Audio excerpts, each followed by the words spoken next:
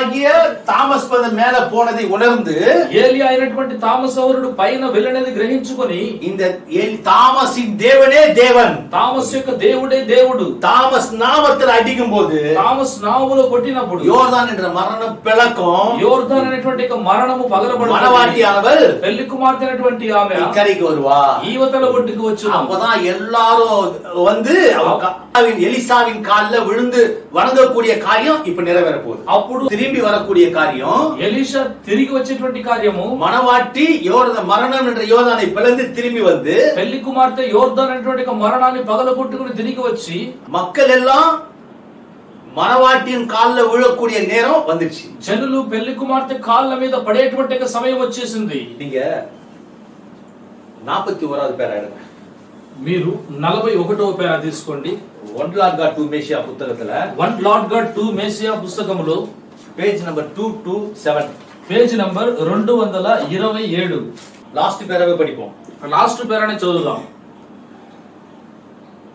Moses lead the people up to the river Jordan. யோர்தான் நதி வரைக்கும் மக்களை மோசஸ் வழிநடத்தினார். యోర్దాను నది వరకు జనులను మోషే నడిపించెను. When the leadership was handed over the Joshua, யோசுவாவின் கரங்களில் தலைமைத்துவம் கொடுக்கப்பட்டவுடன் యెహోషువ చేతిలో ఆ యొక్క నాయకత్వం ఇవ్వబడిన వెంటనే the people had to take up a turn around a corner and enter into a new phase of their journey. மக்கள் தங்களுடைய பயணத்தில் ஒரு புதிய பாதைக்காக ஒரு ஒரு ஒரு முனையில் திரும்ப வேண்டியதாக இருந்தது. జనులు తన యొక్క మార్గం కొరకు ఒక కొత్తది అయినటువంటి ఒక ఆ యొక్క చుట్టూ మూలను తిరగవలసినగా ఉన్నది. They went into the promised land and promised it. அவங்களுக்கு வாக்களிக்கப்பட்ட அந்த வாக்குத்தத்த பூமிக்கு அவர்கள் சென்றார்கள். వారికి వాగ్దానము చేయబడినటువంటి ఆ యొక్క వాగ్దానము భూమిలోనికి వారు వెళ్ళారు. பாருங்க, చూడండి, மோசஸ் మోషే వచ్చి இங்கதான் நடத்தினாரு. ఇక్కడే నడిపించాడు. இங்க இருந்து யோசுவா தான் கொண்டு போறாரு. అక్కడి నుంచి యెహోషువని తీసుకొని మారిచ్చి, అంటే నాయకత్వం మారిపోయినది. எலியாவும் எலிசாவும் வந்ததுல అప్పుడు ఏలియా ఎలీషా రావడంలో தாமஸ் பதர் சொன்ன மாதிரி தாமஸ் சகோதరుడు చెప్పిన విధంగా எலியா கிறிஸ்து பிரானாம் எலிஷா தாமஸ் இருந்தா ఏలియా క్రీస్తు బ్రహ్నాము ఎలీషా తామస్ ఉన్నట్లయితే அப்ப எலியா இங்க நிறுத்தப்பட்டிருக்கணும். ఏలియా అక్కడ నిలబడి ఉండాలి. இல்லையே, లేదే. எலியா எலிஷா இங்க வந்தாங்களே, ఏలియా ఎలీషా ఇక్కడ వచ్చారే, எலியா மேல போனாரே, ఏలియా పైకి వెళ్ళారే, எலிஷா திரும்பி வந்தாரே, ఎలీషా తిరిగి వచ్చారే. அப்பனா అలాగైతే பிரானாம் இங்க நிறுத்தப்பட்ட காரியம், బ్రహ్నాము అక్కడ నిలబడినటువంటి కార్యం, பிரானாம் எலியா இல்ல என்பது ரெட்டிப்பா ஊர்ஜிதமாகுது. అప్పుడు బ్రహ్నాము ఏలియా కాదని రెండంతులుగా అక్కడ రుసవుతూ ఉన్నది. அப்ப பிரானாம் எலியா இல்ல சொல்றியா? అప్పుడు బ్రహ్నాము ఏలియా కాదని చెబుతున్నావా? கேட்காதீங்க, అలా అడగండి. பிரானாம் எலியா தான். బ్రహ్నాము ఏలియాని, தாமஸும் எலியா, తామసు కూడా ఏలియా, முந்தின எலியா, ఆయన ముందు ఏలియా, இரண்டாம் எலியா, ఈయన రెండవ ఏలియా. அப்ப பிரானாம் சொல்லிருக்காரு, తండ్రి క్రీస్తు బ్రహ్నాము చెప్పి ఉన్నాడే, அவர் ఆయన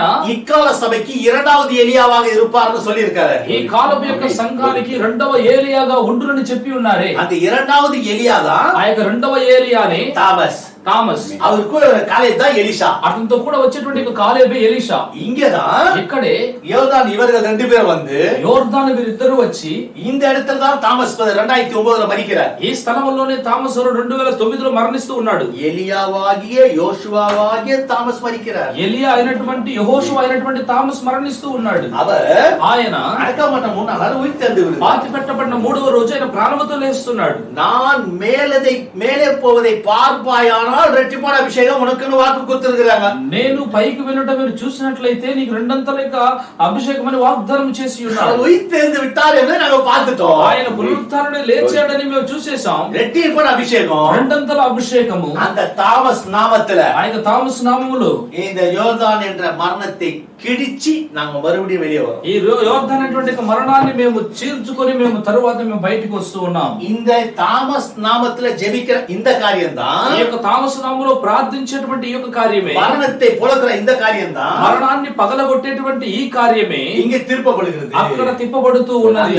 அப்போ இங்கேயும் அப்போஸ்தலர் வராரு, అక్కడ కూడా అపోస్తలులు వస్తూ ఉన్నారు. இங்க எப்படி 12 அப்போஸ்தலர் வந்தது போல ఇక్కడ ఎలాగో 12 అపోస్తలులు వచ్చిన విధముగా இங்க தாமஸ் 7th ஏஞ்சலாக, ఇక్కడ తామసు 7వ దూతగా, 7வது அப்போஸ்தலராக, 7వ అపోస్తలుడుగా, இங்க தாமஸ் வந்ததை போல అక్కడ తామస్ సహోదరుడు వచ్చిన విధముగా இந்த இடத்துல ఈ స్థలములో ஆறாவது அப்போஸ்தலராக 6వ అపోస్తలుడైనటువంటి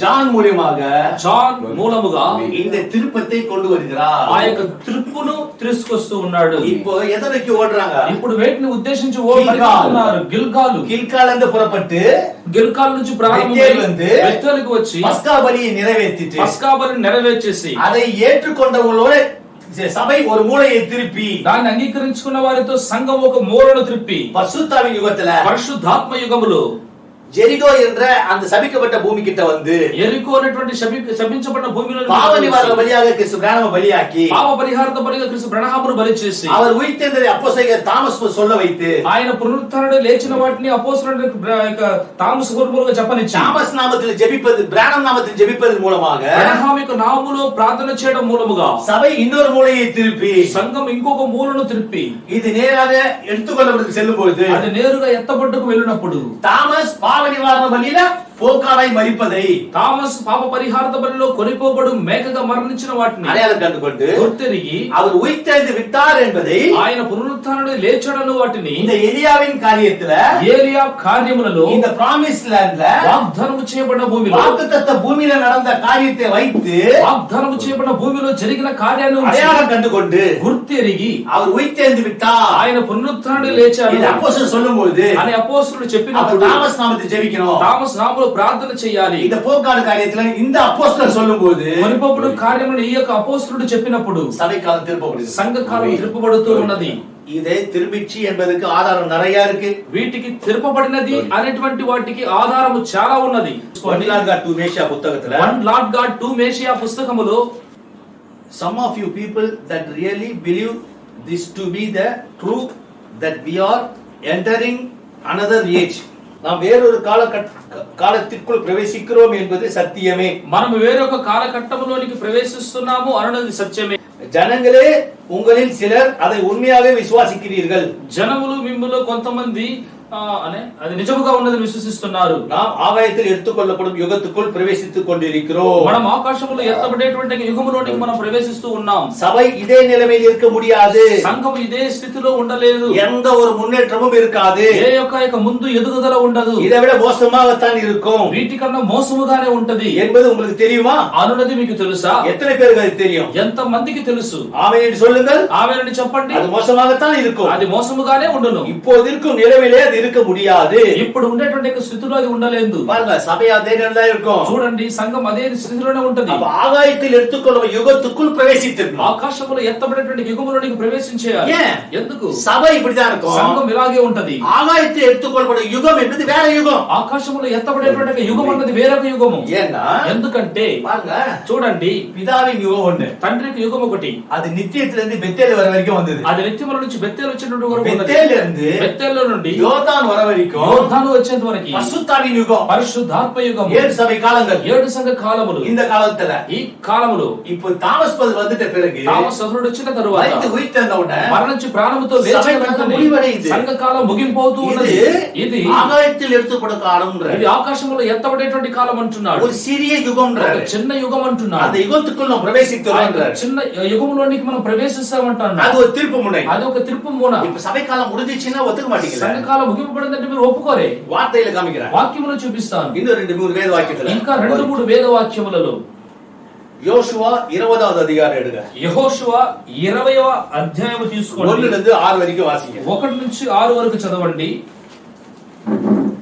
சபை காலம் முடிந்து விட்டது என்பதற்கு ஆதாரமான கொட்டேஷன் தரேன் நான். సంఘకాలం ముగింపబడినది అనేటువంటి వాటికి ఆధారమైనటువంటి కొటేషన్ నేను ఇస్తున్నాను.